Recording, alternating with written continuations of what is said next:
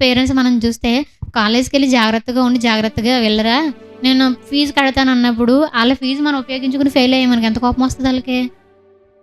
ఆళ్ళకి అంత కోపమొచ్చినప్పుడు ఆయన భూమి మీదకి పంపించి, మాట్లాడడానికి మాటలిచ్చి, మనం మాట్లాడుతుంటే దేవుని చలవేది. మాట్లాడుతున్నామంటే దేవుని చలవ, నడుస్తున్నామంటే దేవుని చలవ.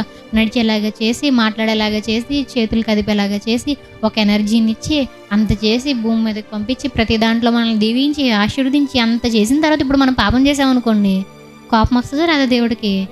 అందుకు దేవుడికి కోపమొస్తుంది. ఇంకొక మాటుంటది. ఆయన కోపం నిమిషం మాత్రం ఉండును. అన్నీ కనిపిస్తాయి బైబిల్‌లో. ఆయన కోపం నిమిషం మాత్రం ఉండునంటది. ఇంత చెప్పేసారు కదా తండ్రి మీరు అనంటే, నేను అంతే అంటారాయన. ఎప్పుడు నువ్వు మోకాళ్ళేసి ప్రభువా నేను ఇంకా పాపం చేయను, ఎగిరిపోయిద్దంతే.